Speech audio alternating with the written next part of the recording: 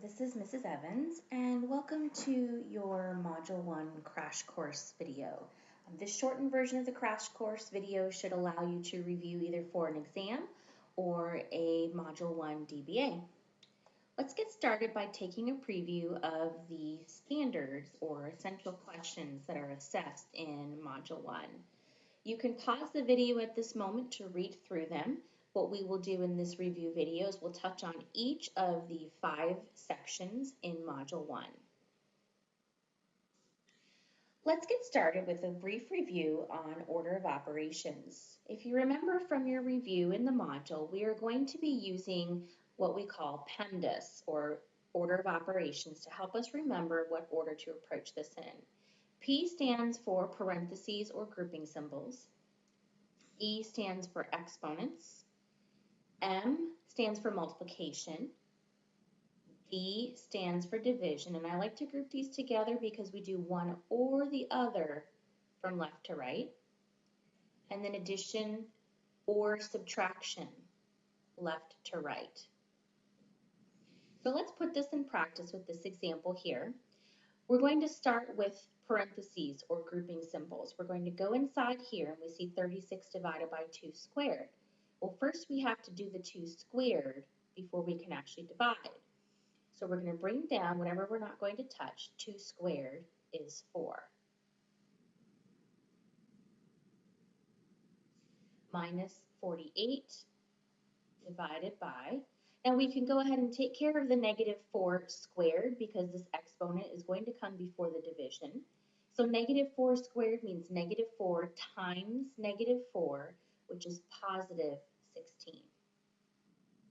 On our next step, we're only going to work inside the parentheses because everything else we'll have to take care of from left to right. So 36 divided by 4 is 9. So bring everything down. And then we continue with our exponents. 9 squared is 81.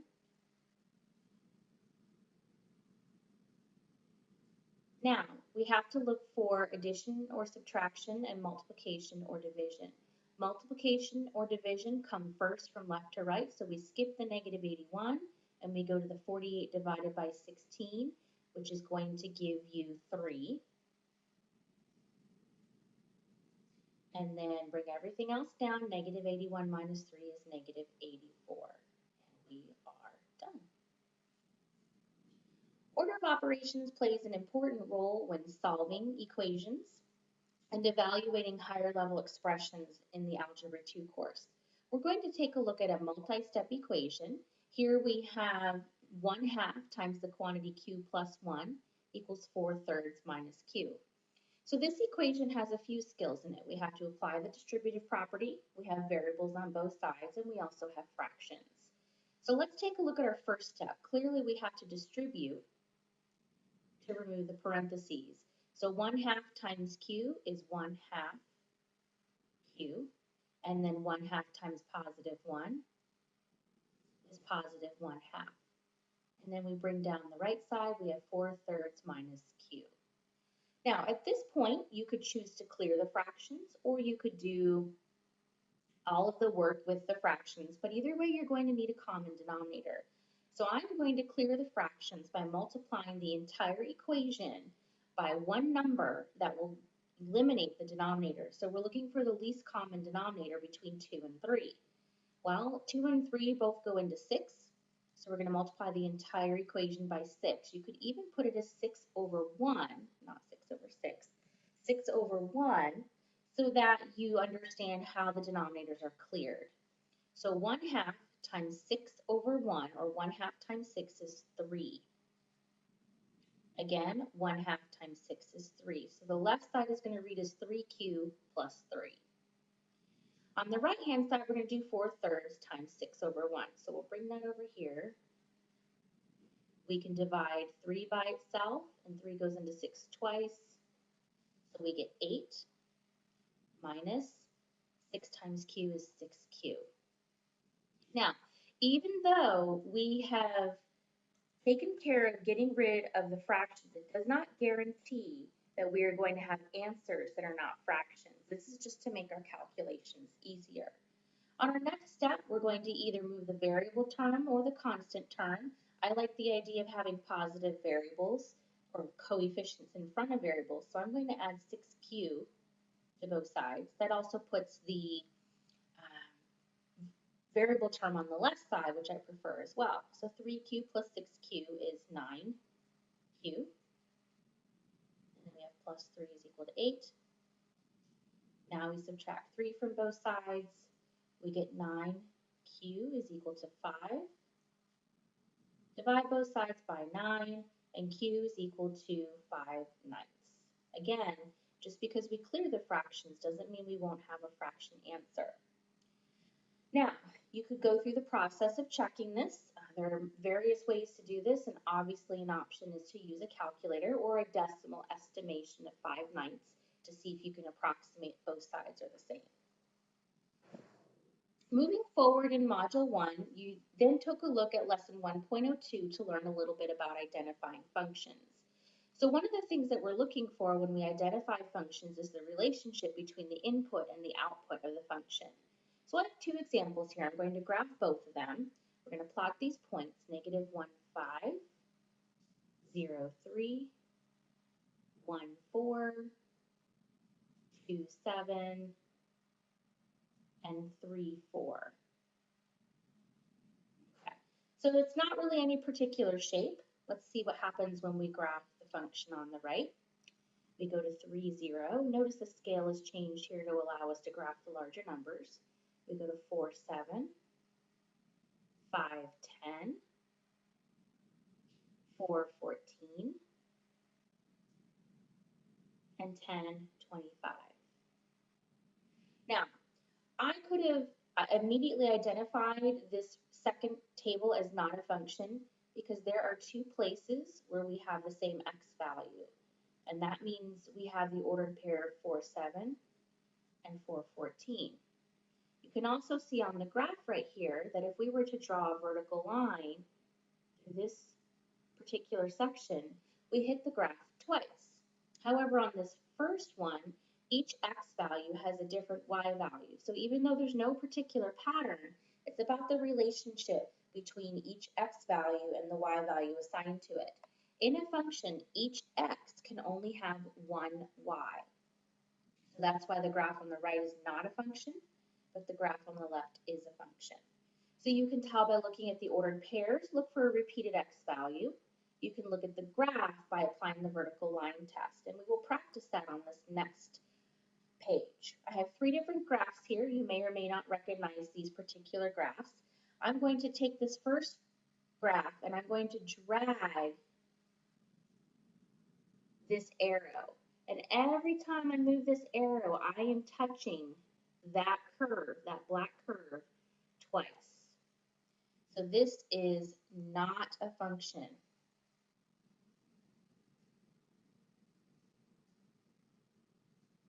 Let's apply the vertical line test to the graph on the right. If we take this red line and we pass it through, we only touch the graph once at any particular point. This happens to be a cubic function, which is something you will learn about in Module 4. But at this point, because we can pass the vertical line test, we'll say, yes, this is a function. As you can probably tell, on the bottom graph, we are also going to pass the vertical line test. We are only touching this parabola at one point at any time. So just because a graph is a parabola does not mean it's automatically a function. Parabolas have to face up or down to be considered functions. If they're turned on their side, they are not functions. Moving forward with lesson 1.02, you then learned about a newer concept, which is finding inverses of functions. An inverse function is found by replacing f of x with y, switching x and y, and solving for y. Graphically, inverse functions are a reflection of the line y equals x. Let's practice finding the inverse algebraically first. So our first step is to switch x with y. So x is going to go here,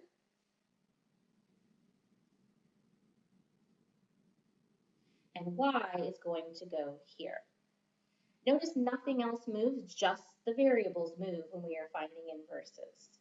And now we can take whatever steps are needed to find the inverse algebraically.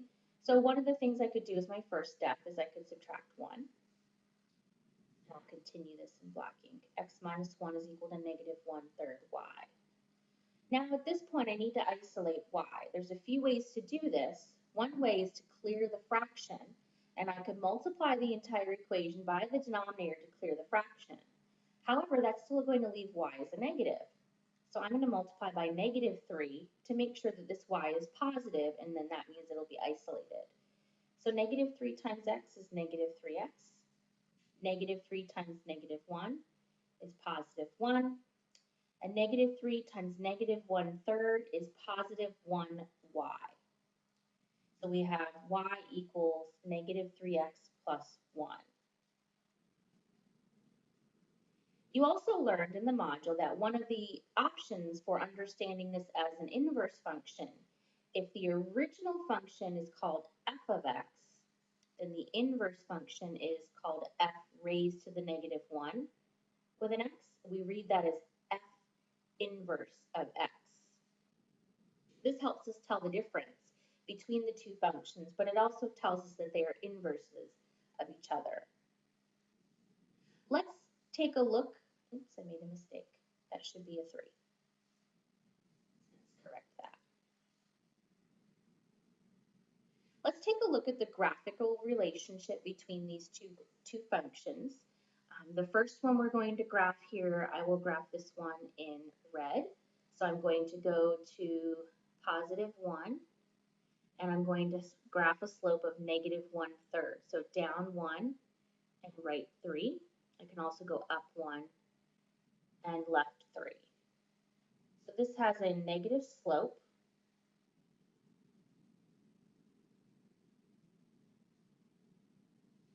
Right? This line right here, by the way, is the line y equals x. Let's graph the second one, our inverse. We have a positive 3 y-intercept and a slope of negative 3. So we go down 3 and right 1. And we can keep doing that until we get enough points to graph.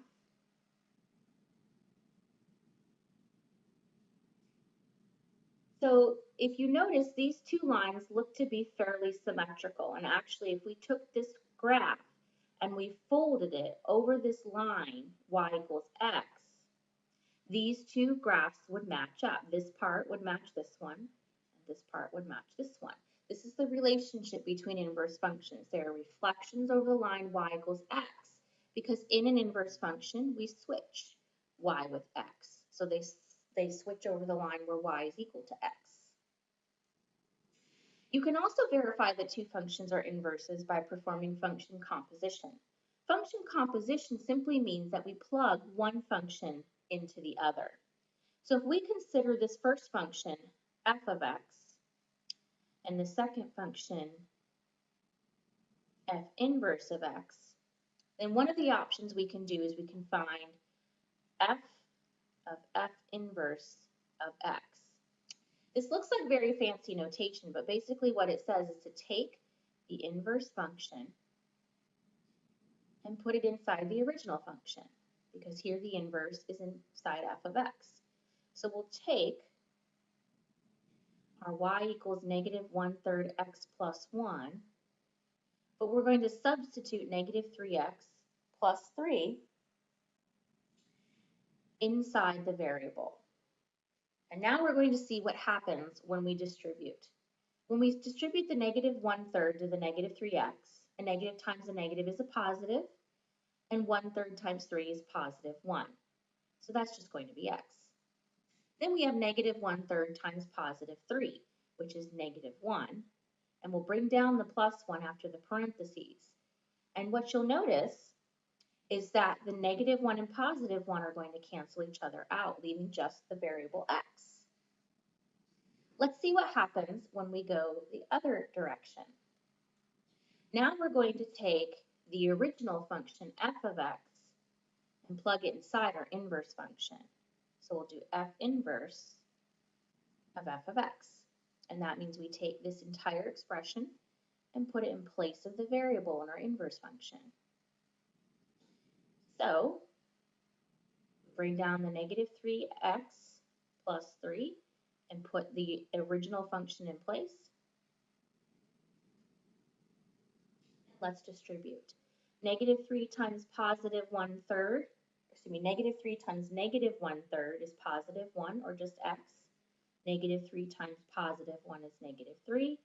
And then we bring down the plus 3, those two cancel, and we're left with y equals x. When you get to this situation where plugging these functions inside of each other cancels out everything around the variable, this is how you know that the two functions are inverses. Let's move forward into lesson 1.04 and take a look at how we graph linear functions. When we graph functions, we have lots of different options. Making a table is an option for graphing any function you can find. It's not always the most efficient, but it is an option.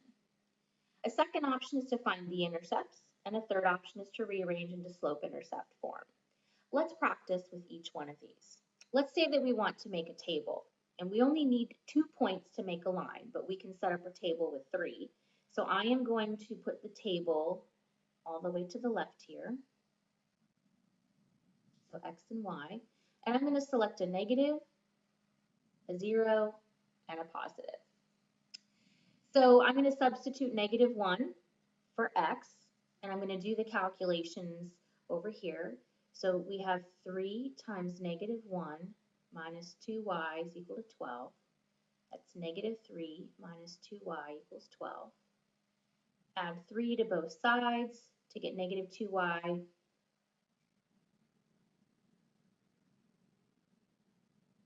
Is equal to 15.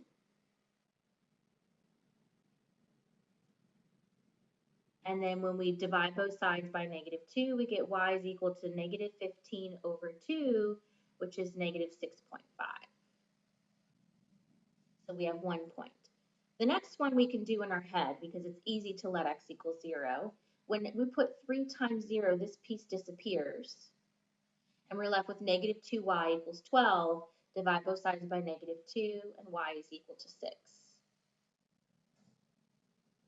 Our last value is positive 1, so we're going to do 3 times 1 minus 2y equals 12. 3 minus 2y equals 12. Subtract 3 from both sides to get negative 2y equals 9, and y equals negative 9 halves, or negative 4.5. So you could plot any of these points, 2 of them, 3 of them, or more of them, to connect them and create your line. Your second option is to find the intercepts. When we want to find an x-intercept, we let y equals 0. If we do that, we get 3x minus 2 times 0 is equal to 12. And that part disappears. If 3x equals 12, then x equals 4.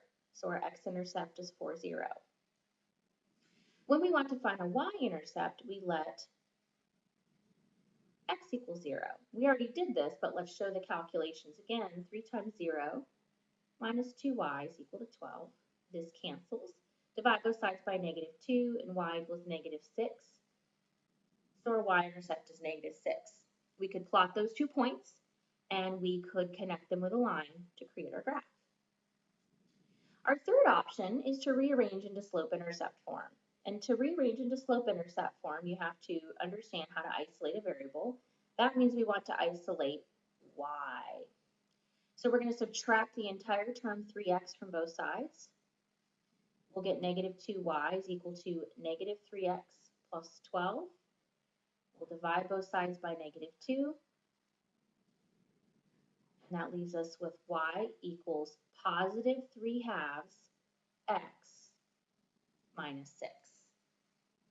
From here, we're going to move to the next slide to review how to graph something in slope-intercept form, which we did a little bit earlier in the presentation, but let's review it again. If we have y equals 3 halves x minus 6, let me write it here. We'll have to go a little bit off this graph. It doesn't quite reach far enough. Let's say that negative 6 is down here at the bottom. To graph 3 halves x, we're going to go up 3 and right 2. And we can continue doing that pattern. Remember, slope is rise over run. Now, something that's a little bit different is if we have 3x minus 2y is less than or equal to 12. This is going to be similar to the line y is equal to 3 halves x minus 6, but we have this inequality in here. And to determine which way that inequality should be facing, what we can do is we can test an ordered pair. Let's say we want to test the point 0, 0. So if we substitute 0 in place of x and y, we're going to get 0 is less than or equal to 12. And that's a true statement. And what that means is we should be shading the side where 0 is located. What that also tells me is that this symbol should be less than or equal to. So we're actually going to change this to a greater than or equal to. And the reason why is when we rearrange this into slope-intercept form, we're going to subtract 3x and divide by -2. And when we divide by a negative, when we deal with inequalities, we have to flip our inequality symbol. So when we substitute 0 into this statement, we get a false statement, which means we're going to be shading the upper side of this.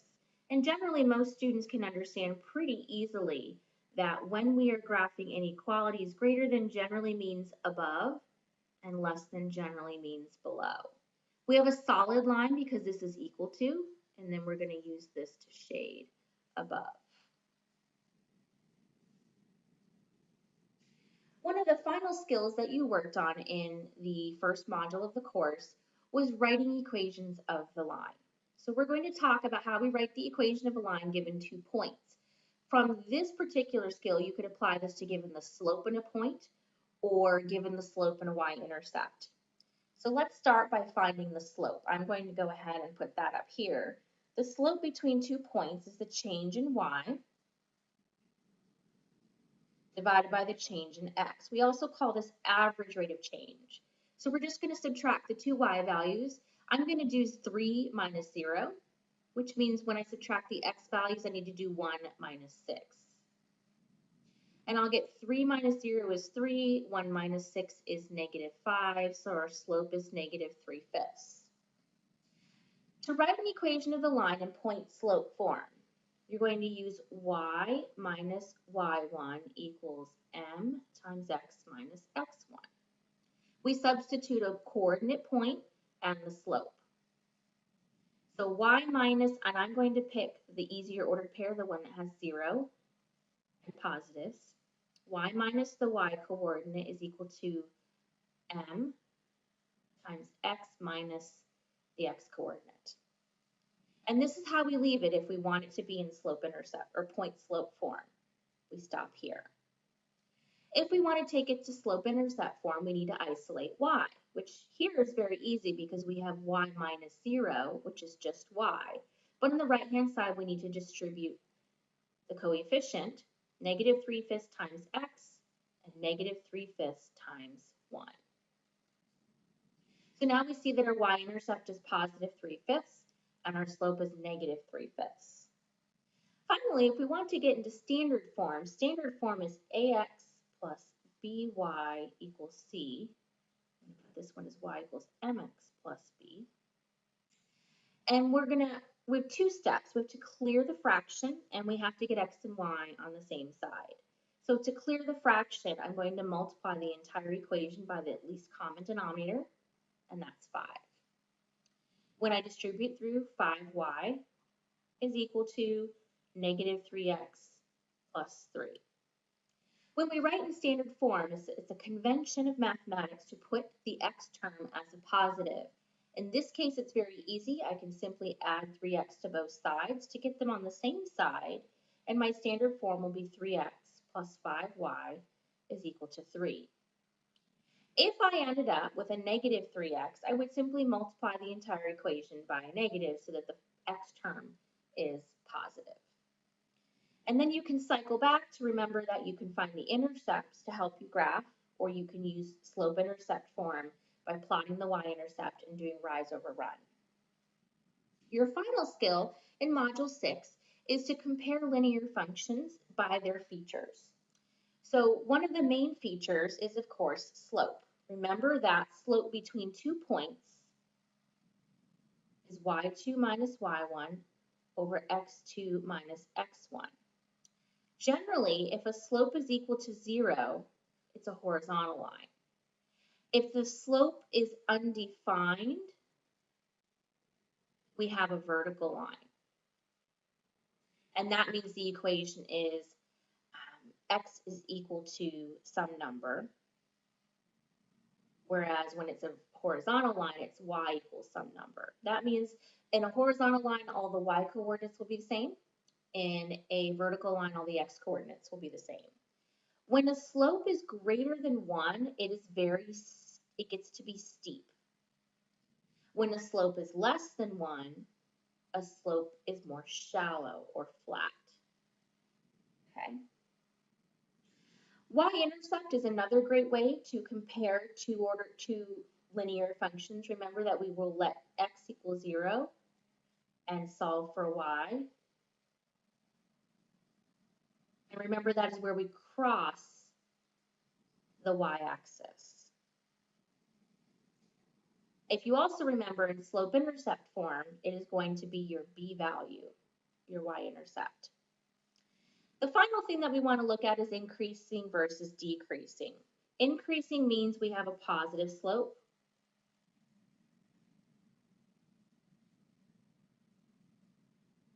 While decreasing means we have a negative slope. And then you can look back at the actual slope value and you can decide, well, this is steeper than the other. So for example, let's say our slope was equal to -3 and another slope was equal to +2. Well, obviously this first slope is decreasing and the second slope is increasing, but this first slope is steeper because it has a larger rise compared to the right. There are many ways to compare the key features of linear functions, but keep in mind those key features are the slope, the y-intercept, and whether the function is increasing or decreasing in general. I hope you found this to be a very useful review. Please remember again that you can use this to review for a Module 1 exam, a Module 1 DBA, or at any point during the course if you need a refresher. Thanks for listening and have a great day.